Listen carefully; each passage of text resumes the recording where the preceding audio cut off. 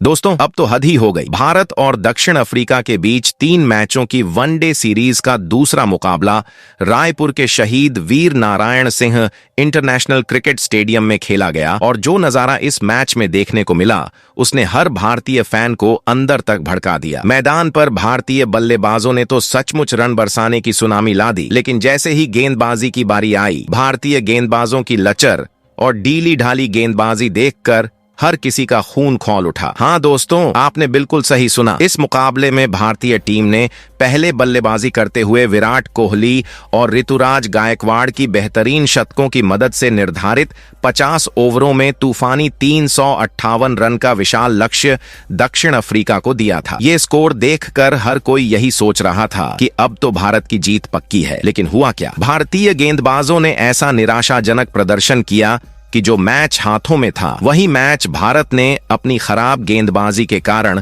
दक्षिण अफ्रीका को थाली में सजा कर दे दिया। दक्षिण अफ्रीका की टीम ने भारत की दयनीय गेंदबाजी का फायदा उठाते हुए इस बड़े लक्ष्य को बेहद आसानी से हासिल कर लिया। जरा सोचिए, इतनी बड़ी टोटल देने के बाद भी मैच हाथ से निकल जाए, इससे ज्यादा शर्म की बात कोई और हो सकती है क्या? सीरीज अब 1-1 से बराबर हो चुकी है और भारतीय टीम की ये हार हर भारतीय क्रिकेट प्रेमी के जख्मों पर नमक छिड़कने जैसा है। लेकिन दोस्तों, सबसे बड़ा झटका तो तब लगा जब इस शर्मनाक हार के तुरंत बाद बीसीसीआई ने तीसरे वनडे मुकाबले के लिए एक बड़ा और तगड़ा फैसला लेते हुए पिछले 2 मैचों में कप्तानी कर रहे लोकेश राहुल को कप्तानी से हटाकर रोहित शर्मा को टीम इंडिया का नया कप्तान घोषित कर दिया। जी हां दोस्तों, आपने बिल्कुल सही सुना, वही रोहित शर्मा जो अपनी आक्रामक कप्तानी और दमदार फैसलों के लिए जाने जाते हैं, अब तीसरे वनडे में कप्तान की जिम्मेदारी संभालेंगे। और जैसे ही रोहित शर्मा को कप्तानी दी गई, उन्होंने बिना समय गंवाए तीसरे वनडे मुकाबले के लिए अपनी सबसे खतरनाक, सबसे मजबूत और सबसे डरावनी प्लेइंग 11 घोषित कर दी। और साफ शब्दों में कहें तो रोहित ने अपनी प्लेइंग 11 से उन खिलाड़ियों को बाहर फेंक दिया जिनकी बेमतलब की लापरवाही और ढीली प्रदर्शन की वजह से भारत दूसरा वनडे मुकाबला जीतते जीतते हार गया। रोहित शर्मा ने उन खिलाड़ियों की छुट्टी कर दी जो सिर्फ नाम के भरोसे टीम में जगह बनाए बैठे थे, लेकिन मैदान पर उनका प्रदर्शन किसी भी तरह से टीम के लायक नहीं लग रहा था। ये बदलाव बिल्कुल आवश्यक था क्योंकि ऐसे खिलाड़ी टीम को सिर्फ नीचे ही ले जाते हैं। उनकी जगह रोहित ने ऐसे शानदार, अनुभवी और वनडे स्पेशलिस्ट खिलाड़ियों को शामिल किया है जो बड़े मैचों में दमदार प्रदर्शन करने का माद्दा रखते हैं। अब तीसरे वनडे मुकाबले में टीम इंडिया की प्लेइंग 11 पहले से कई गुना ज्यादा मजबूत दिखाई दे रही है। इस टीम को हराना किसी भी टीम के लिए आसान नहीं होगा, खासकर साउथ अफ्रीका जैसी टीम के लिए जिसने पिछले मैच में भारत की कमजोरियों का फायदा उठाया था। लेकिन अब टीम इंडिया वही टीम नहीं है, अब यह एक दहाड़ती हुई भूखी शेर की तरह तैयार टीम है। रोहित शर्मा ने तो इतना बड़ा फैसला लिया है कि उन्होंने उन 2 खिलाड़ियों को भी टीम में शामिल कर दिया जो पिछले 2 वनडे मुकाबलों में नजर नहीं आए थे। इन 2 खिलाड़ियों की वापसी ने भारतीय टीम को और भी ज्यादा संतुलित, घातक और खूंखार बना दिया है। यह दोनों खिलाड़ी मैच विनर साबित हो सकते हैं और इनके आने से टीम इंडिया का आत्मविश्वास पूरी तरह से वापस लौट आया है। अब साउथ अफ्रीका के लिए तीसरे वनडे मुकाबले में पार पाना बिल्कुल भी आसान नहीं होगा। जिस प्लेइंग 11 को रोहित शर्मा ने तीसरे वनडे के लिए चुना है, उसे देखकर साउथ अफ्रीका की टीम मुकाबला शुरू होने से पहले ही डर से कांप रही होगी। मैच शुरू होने से पहले ही उनका मनोबल टूट चुका होगा, और टूटे भी क्यों ना। जिस टीम में रोहित जैसे कप्तान, कोहली जैसे योद्धा और मैच विनर खिलाड़ियों की भरमार हो, उस टीम के सामने टिक पाना आसान कहां होता है। दोस्तों, आपको बता दें कि तीसरे वनडे मुकाबले में जीत का पूरा दबाव कप्तान रोहित शर्मा के ऊपर होगा और इस दबाव का एक बड़ा कारण यह भी है कि टेस्ट सीरीज में भारत दक्षिण अफ्रीका से बुरी तरह हार चुका है। अगर भारत तीसरा वनडे हारता है तो सिर्फ यह वनडे मैच ही नहीं बल्कि पूरी वनडे सीरीज भी हाथ से चली जाएगी। इसीलिए तीसरा मैच भारत के लिए किसी फाइनल मुकाबले से कम नहीं है। टीम इंडिया ने पहला वनडे शानदार तरीके से जीता था, लेकिन दूसरे मैच में साउथ अफ्रीका की टीम ने पलटवार करते हुए भारतीय टीम को शर्मनाक हार का स्वाद चखाया। अब सवाल ये नहीं है कि तीसरा मैच कौन जीतेगा, सवाल यह है कि क्या भारतीय टीम इस हार का बदला ले पाएगी। क्या टीम इंडिया सीरीज पर कब्जा जमाएगी या फिर एक और शर्मनाक निराशा का सामना करना पड़ेगा। लेकिन एक बात तो तय है, रोहित शर्मा की कप्तानी में टीम इंडिया पहले से कहीं ज्यादा मजबूत, संगठित और खतरनाक दिख रही है। और अगर भारतीय खिलाड़ी अपना 100% प्रदर्शन करते हैं तो तीसरा वनडे मुकाबला भारत ही जीतेगा। इस मैच में जीत का मतलब सिर्फ मैच नहीं बल्कि सम्मान और आत्मविश्वास की भी बड़ी वापसी होगी। जी हां दोस्तों, अब यह तीसरा वनडे इस सीरीज का असली फाइनल है।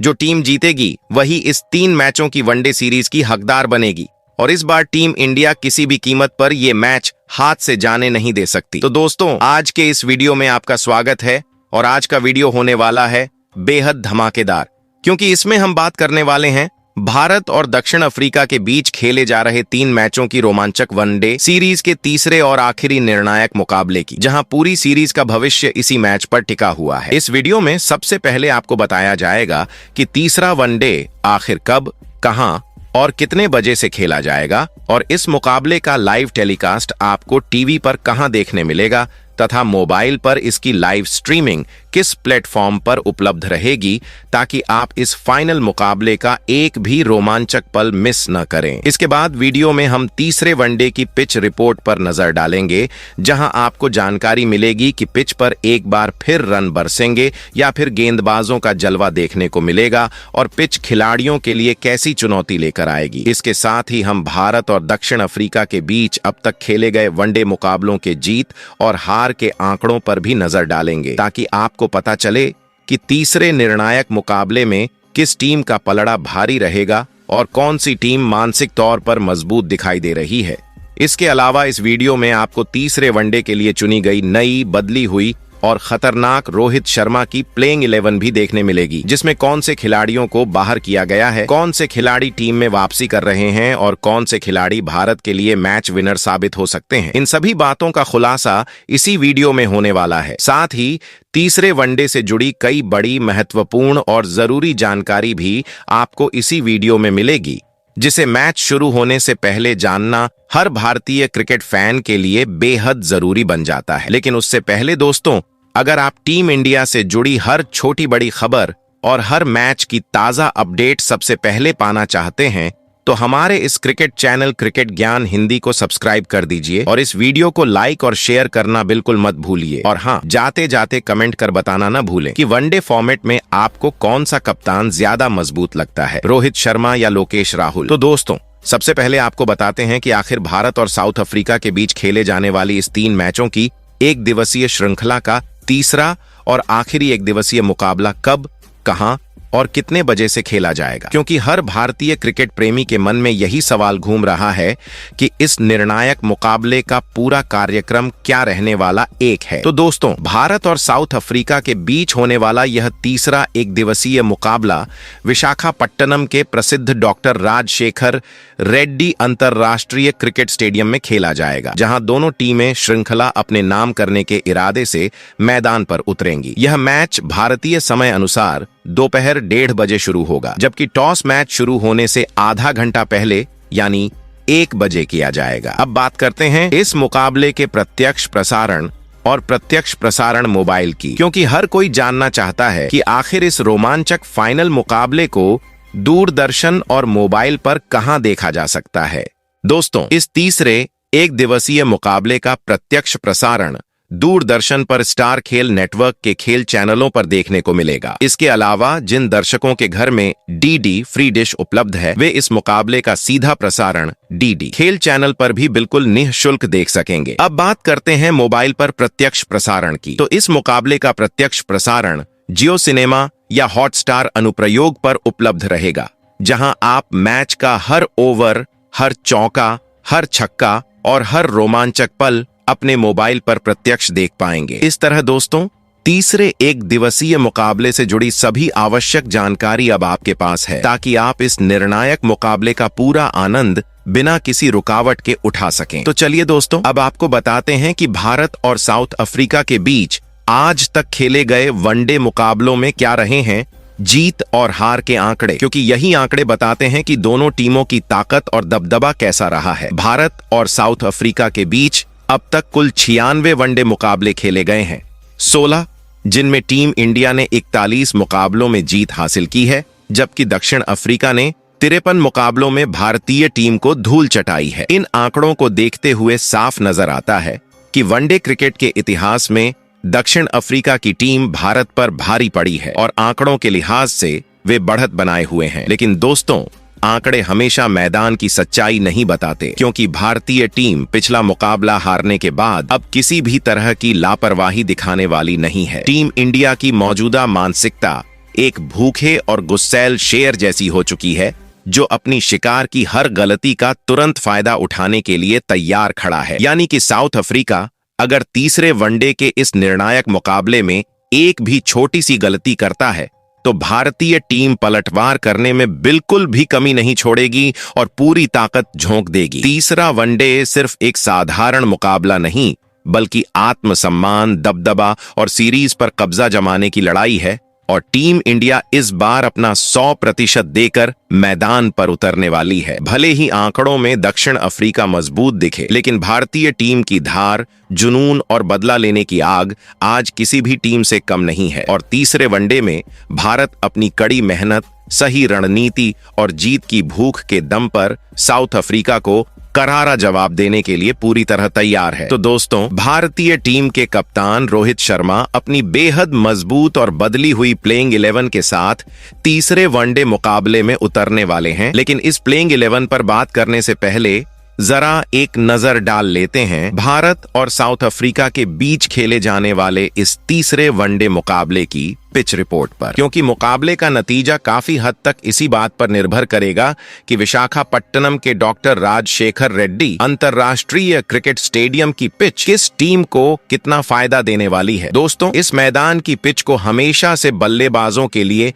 अनुकूल माना जाता रहा है, जहां बल्लेबाज शुरू के कुछ ओवर संभल कर खेलें तो बाद में आसानी से शॉट्स खेलने का भरपूर मौका मिलता है। पिच पर गेंद अच्छी तरह बैट से कनेक्ट होती है और आउटफील्ड भी तेज है, जिससे चौकों छक्कों की बारिश देखने को मिल सकती है। हालांकि शुरुआती कुछ ओवरों में नई गेंद से तेज गेंदबाजों को हल्की स्विंग और सीम मूवमेंट 1 मिल सकती है, जो टॉप ऑर्डर बल्लेबाजों के लिए चुनौती बन सकती है। स्पिनरों की बात करें तो मध्य ओवरों में यह पिच स्पिनरों को भी अच्छी टर्न और बाउंस प्रदान करती है, जिससे रन गति पर लगाम लग सकती है। ऐसे में दोनों टीमों को अपनी प्लेइंग 11 चुनते समय गेंदबाजों और बल्लेबाजों के बीच सही संतुलन बनाकर उतरना होगा। यह पिच एक हाई स्कोरिंग मुकाबले का संकेत जरूर देती है, लेकिन गेंदबाज अगर लाइन और लेंथ पर टिके रहे तो विकेट निकालने के अवसर भी मिलेंगे। इसीलिए तीसरा वनडे पूरी तरह इस बात पर निर्भर करेगा कि कौन सी टीम पिच की प्रकृति को जल्दी समझकर उसी के अनुसार अपनी रणनीति मैदान पर लागू करती है,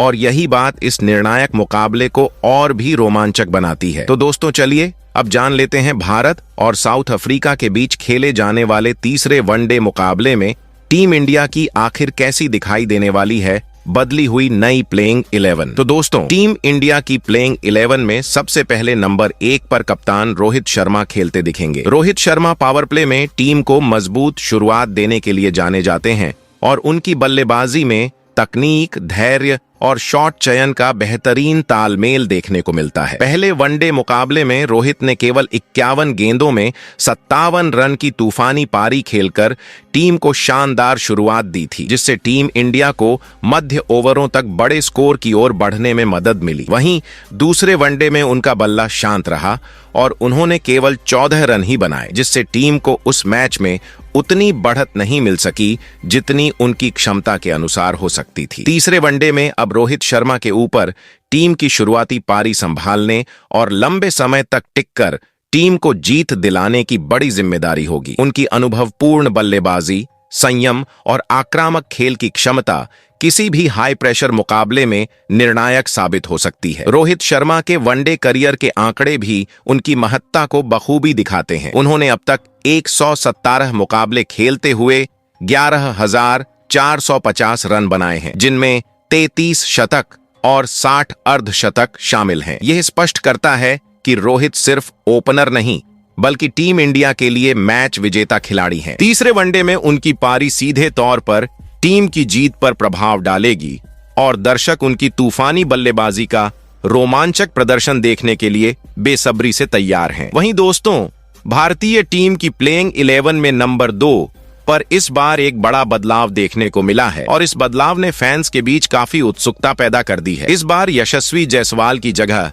टीम में बाएं हाथ के अभिषेक शर्मा को शामिल किया गया है। यशस्वी जायसवाल ने इस वनडे सीरीज में अब तक निराशाजनक प्रदर्शन किया है। पहले मुकाबले में उन्हें केवल 18 रन ही मिल पाए थे, जबकि दूसरे वनडे में उन्होंने 22 रन बनाकर जल्दी पवेलियन लौटना पड़ा। इन प्रदर्शन को ध्यान में रखते हुए टीम मैनेजमेंट ने सोचा कि तीसरे वनडे में टीम को एक नया और आत्मविश्वासी चेहरे की आवश्यकता है और इस जिम्मेदारी के लिए अभिषेक शर्मा को मौका दिया गया। अब बात करते हैं अभिषेक शर्मा की, जो इस सीरीज में अपना पहला वनडे खेल रहे हैं। अभिषेक शर्मा अपने आक्रामक बल्लेबाजी अंदाज और बड़े शॉट खेलने की क्षमता के लिए जाने जाते हैं। उनके पास गेंदबाजों के सामने चौकों और छक्कों की भरमार करने की क्षमता है, जिससे टीम को तेज और मजबूत शुरुआत मिल सकती है। उनकी तकनीक, शॉट चयन और स्ट्राइक रोटेशन इतनी संतुलित है कि वे जल्दी रन बनाकर टीम का स्कोरबोर्ड मजबूत कर सकते हैं। तीसरे वनडे में उनका प्रदर्शन टीम के लिए बेहद अहम साबित होगा, क्योंकि भारत को इस मुकाबले में शुरुआती ओवरों में दबदबा बनाने की आवश्यकता है। यह नया मौका अभिषेक के करियर के लिए भी महत्वपूर्ण है और वह इसे भुनाकर टीम के लिए निर्णायक भूमिका निभाना चाहेंगे। अगर वह अपनी पूरी क्षमता के अनुसार खेलते हैं तो तीसरे वनडे में टीम इंडिया की जीत में उनका योगदान अहम और निर्णायक हो सकता है। वहीं दोस्तों, भारतीय टीम की प्लेइंग 11 में नंबर 3 पर एक बार फिर से किंग विराट कोहली खेलते दिखेंगे। विराट कोहली अपनी बेहतरीन तकनीक, आक्रामकता और शांत मन के साथ खेल की समझ के लिए जाने जाते हैं और किसी भी मुकाबले में टीम के लिए निर्णायक भूमिका निभा सकते हैं। इस वनडे सीरीज में कोहली ने अपनी बल्लेबाजी से फैंस और विपक्ष दोनों को चौंका दिया है। पहले वनडे में उन्होंने 115 रन की शानदार पारी खेलकर टीम को मजबूत स्थिति में पहुंचाया, जबकि दूसरे वनडे में मात्र 29 गेंदों पर 202 रन बनाकर अपनी बैक टू बैक शतकीय उपलब्धि पूरी की। इस सीरीज में अब तक उनके बल्ले से कुल 237 रन आए हैं, जो उन्हें टीम इंडिया का सबसे भरोसेमंद और उच्चतम रन बनाने वाला खिलाड़ी बनाता है। अगर हम विराट कोहली के वनडे करियर के आंकड़ों की बात करें तो उन्होंने अब तक 307 वनडे मुकाबले खेलते हुए कुल 14,492 रन बनाए हैं, जिनमें 53 शतक और 75 अर्धशतक शामिल हैं। यह साफ दिखाता है कि कोहली सिर्फ एक बल्लेबाज नहीं बल्कि टीम इंडिया के लिए जीत की चाबी है। तीसरे वनडे में उनका योगदान और भी महत्वपूर्ण होगा, क्योंकि उनकी तकनीक, शॉट चयन और खेल को पढ़ने की क्षमता किसी भी परिस्थिति में टीम को संभाल सकती है। फैंस और दर्शक इस मैच में भी विराट कोहली की जादुई बल्लेबाजी देखने के लिए बेसब्री से इंतजार कर रहे हैं। वहीं दोस्तों, भारतीय टीम की प्लेइंग 11 में नंबर 4 पर ऋतुराज गायकवाड़ खेलते दिखेंगे। ऋतुराज गायकवाड़ को उनकी तकनीक, शॉट चयन और शांत स्वभाव के लिए जाना जाता है, जो उन्हें किसी भी दबाव वाली स्थिति में भी भरोसेमंद बल्लेबाज बनाता है। पहले वनडे मुकाबले में उन्होंने केवल 8 रन ही बनाए और जल्दी आउट हो गए थे, जिससे टीम को शुरुआती ओवरों में झटका लगा। लेकिन दूसरे वनडे में ऋतुराज ने दमदार वापसी करते हुए सिर्फ 83 गेंदों में 105 रन की शानदार शतकीय पारी खेली, जिसमें 12 चौके और 2 छक्के शामिल थे। उनकी इस पारी ने न केवल टीम इंडिया को मजबूत स्थिति में पहुंचाया, बल्कि उनके क्लास और क्षमता का लोहा भी मनवाया। तीसरे वनडे में टीम इंडिया उनसे फिर से उच्च स्तर की बल्लेबाजी की उम्मीद करेगी, ताकि शुरुआती साझेदारी मजबूत रहे और टीम का स्कोरबोर्ड मजबूती के साथ बड़े लक्ष्य तक पहुंच सके। ऋतुराज की बैटिंग में धैर्य और आक्रामकता का संतुलन उन्हें किसी भी मैच में निर्णायक खिलाड़ी बनाता है। अगर हम उनके वनडे करियर की बात करें तो अब तक उन्होंने 8 मुकाबले खेलते हुए कुल 288 रन बनाए हैं, जिनमें 1 शतक और 1 अर्धशतक शामिल है। तीसरे वनडे में भी भारत की उम्मीदें ऋतुराज की लय और अनुभव पर टिकी हैं और फैंस को उनकी बेहतरीन बल्लेबाजी देखने का बेसब्री से इंतजार रहेगा। वहीं दोस्तों, भारतीय टीम की प्लेइंग 11 में नंबर 5 पर टीम इंडिया के विकेटकीपर बल्लेबाज लोकेश राहुल खेलते दिखेंगे। लोकेश राहुल इस वनडे सीरीज में अपनी कप्तानी और बल्लेबाजी दोनों के लिए पहले ही प्रभावित कर चुके हैं और उनका अनुभव टीम के लिए बहुत अहम साबित हो रहा है। पहले वनडे में राहुल ने 60 रन की शानदार पारी खेली थी, जिससे टीम को शुरुआती ओवरों में मजबूत स्थिति मिली। दूसरे वनडे में उन्होंने 66 गेंदों में 66 रन बनाकर टीम को महत्वपूर्ण योगदान दिया और सीरीज में अपनी निरंतरता दिखाई। इस तरह वह टीम इंडिया के लिए इस सीरीज के दूसरे सबसे बड़े रन बनाने वाले खिलाड़ी बन गए हैं। अगर हम उनके वनडे करियर की बात करें तो अब तक उन्होंने कुल 90 वनडे मुकाबले खेलते हुए 3015 रन बनाए हैं, जिनमें 7 शतक और 20 अर्धशतक शामिल हैं। यह आंकड़े साफ दिखाते हैं कि राहुल सिर्फ कप्तान के रूप में ही नहीं बल्कि बल्लेबाज के रूप में भी टीम इंडिया 1 के लिए बेहद महत्वपूर्ण है। फैंस बेसब्री से इंतजार कर रहे हैं कि तीसरे वनडे में लोकेश राहुल अपनी बल्लेबाजी का जादू दिखाकर टीम को जीत दिलाएं। वहीं दोस्तों, टीम इंडिया की प्लेइंग 11 में नंबर 6 पर इस बार बड़ा बदलाव किया गया है और इस बदलाव में हार्दिक पांड्या की वापसी टीम के लिए बेहद अहम साबित होगी। पिछले मुकाबलों में वॉशिंगटन सुंदर की बल्लेबाजी और गेंदबाजी दोनों ही निराशाजनक रही, जिसके कारण टीम को उनकी जगह किसी अनुभवी और प्रभावशाली खिलाड़ी की आवश्यकता महसूस हुई। ऐसे में हार्दिक पांड्या को प्लेइंग 11 में शामिल किया गया, जो अपनी ऑलराउंड क्षमता के कारण किसी भी मैच का रुख बदलने में सक्षम है। हार्दिक पांड्या की खासियत यह है कि वे आक्रामक बल्लेबाजी के साथ साथ कठिन परिस्थितियों में बड़े शॉट खेलने में माहिर हैं और अपनी गेंदबाजी से विपक्षी टीम पर दबाव बना सकते हैं। उनके पास बैलेंस्ड टीम के लिए जरूरी संतुलन है, क्योंकि उनके आने से टीम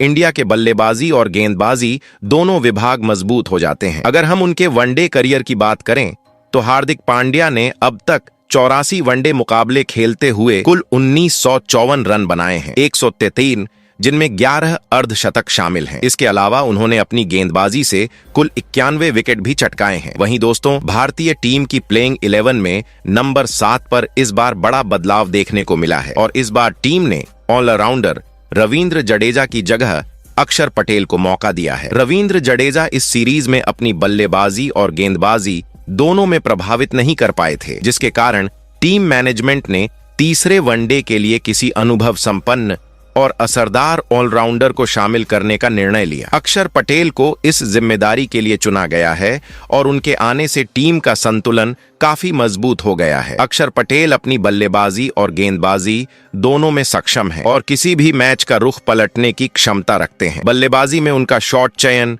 स्ट्राइक रोटेशन और दबाव में बड़े शॉट खेलने की क्षमता टीम के लिए महत्वपूर्ण है, जबकि गेंदबाजी में उनकी फिक्की स्पिन विपक्षी बल्लेबाजों के लिए हमेशा चुनौती बनती है। अगर हम उनके वनडे करियर की बात करें तो अब तक अक्षर पटेल ने 71 मुकाबले खेलते हुए कुल 800 रन बनाए हैं। गेंदबाजी में उन्होंने कुल 75 विकेट चटकाए हैं। वहीं दोस्तों, भारतीय टीम की प्लेइंग 11 में नंबर 8 पर तेज गेंदबाज हर्षित राणा खेलते दिखेंगे। हर्षित राणा अपनी तेज गति, स्विंग और आक्रामक गेंदबाजी के लिए जाने जाते हैं और किसी भी मुकाबले में विपक्षी बल्लेबाजों के लिए चुनौतीपूर्ण साबित होते हैं। इस वनडे सीरीज में हर्षित ने अपनी गेंदबाजी से टीम इंडिया को काफी लाभ पहुंचाया है। पहले मुकाबले में उन्होंने 3 महत्वपूर्ण विकेट हासिल किए, जिससे साउथ अफ्रीका की बल्लेबाजी पूरी तरह से हिल गई और टीम के मध्यक्रम को संभालना मुश्किल हो गया। दूसरे वनडे में भी हर्षित ने संयमित और सटीक गेंदबाजी करते हुए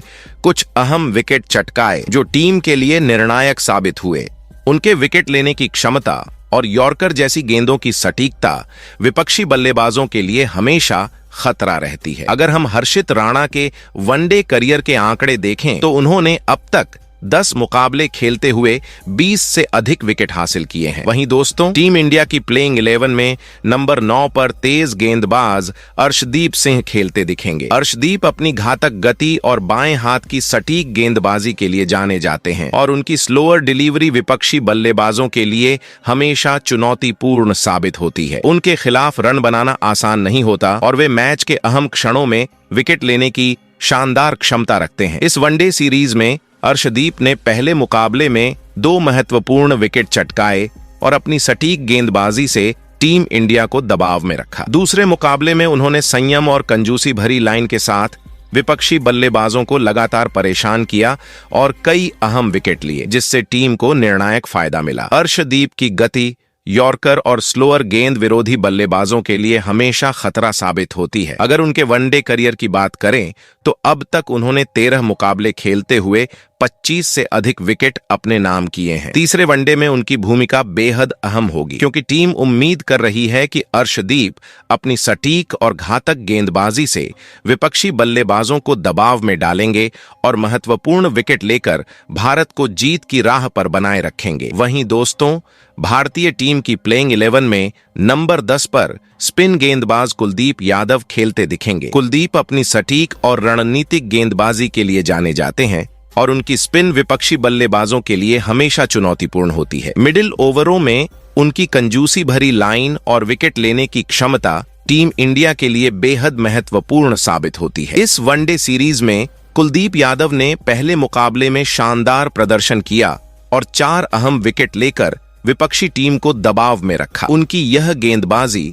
टीम के लिए निर्णायक साबित हुई और टीम इंडिया को मैच में पकड़ बनाए रखने में मदद मिली। दूसरे वनडे में उनका प्रदर्शन अपेक्षित प्रभाव नहीं छोड़ पाया और उनके ओवर महंगे साबित हुए, जो यह दिखाता है कि क्रिकेट में उतार चढ़ाव हर खिलाड़ी के करियर का हिस्सा होते हैं। अगर हम कुलदीप यादव के वनडे करियर की बात करें तो उन्होंने अब तक 116 मुकाबले खेलते हुए कुल 186 विकेट अपने नाम किए हैं। वहीं दोस्तों, भारतीय टीम की प्लेइंग 11 में नंबर 11 पर इस बार बड़ा बदलाव हुआ है और टीम ने शुरुआती मुकाबलों में प्रभावशाली प्रदर्शन न कर पाने वाले तेज गेंदबाज प्रसिद्ध कृष्ण की जगह अनुभवी तेज गेंदबाज मोहम्मद शमी को शामिल किया है। प्रसिद्ध कृष्ण ने शुरुआती 2 वनडे मुकाबलों में अपनी गेंदबाजी से टीम के लिए अपेक्षित प्रभाव नहीं छोड़ा, जिसके कारण यह बदलाव किया गया। मोहम्मद शमी चोट की वजह से पहले 2 मुकाबलों में खेल नहीं पाए थे, लेकिन अब पूरी तरह फिट होकर टीम इंडिया की प्लेइंग 11 में लौट आए हैं।